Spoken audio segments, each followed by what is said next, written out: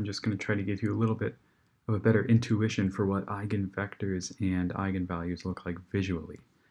So we have this transformation matrix up here that's being applied to R2, and you can see that our first basis vector, E1, is being moved from 1, 0 to 2, 3. That's how you can read that there. And then our second basis vector is moving nowhere. It's starting at 0, 1 and ending up there as well. And all of space is following.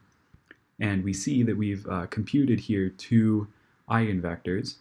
We have 0, 1, that's this vertical line here, and 0.33 and 1.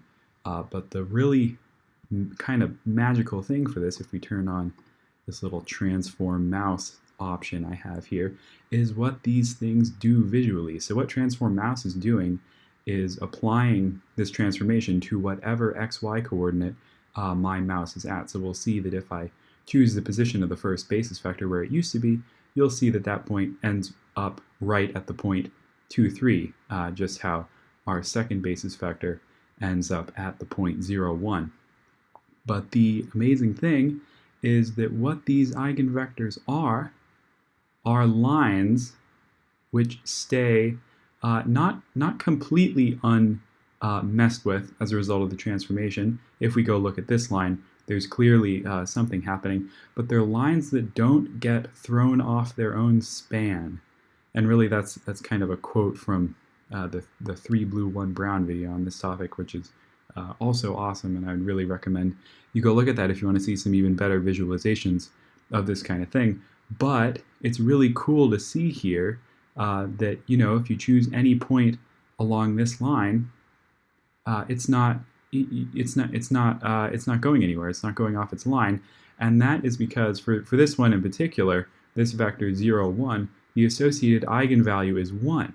And what these eigenvalues are is an encoding of by what factor every original vector on that line gets transformed by or multiplied by when we apply the transformation. So on this vector, our associated eigenvalue, you can just see it visually, is 2.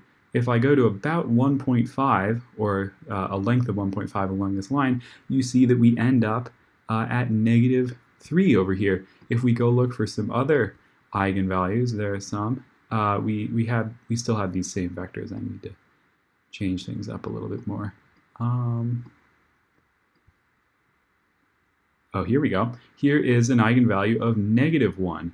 As we move along this line, any vector that started, let's say at the point 2, 1, after this transformation is applied, would end up all the way over here with its x and y components multiplied by -1. And again, here we see an eigenvalue of 1.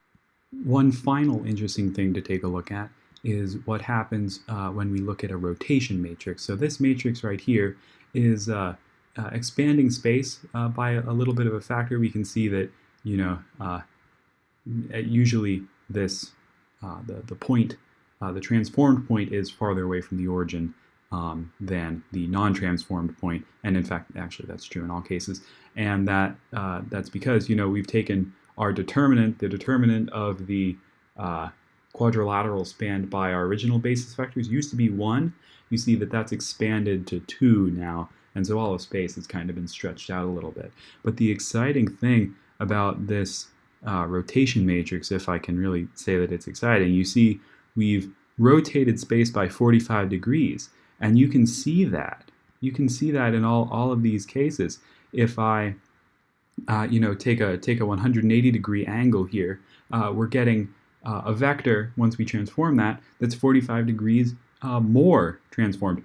And also, you'll notice we haven't found any real eigenvalues, or at least my wimpy attempt at solving for eigenvalues has not found any. In fact, there aren't any real ones, because for a rotation matrix like this, you can really think about it. Like if you take all of space and transform it, rotate it around the origin, there will be no lines that stay on their own span.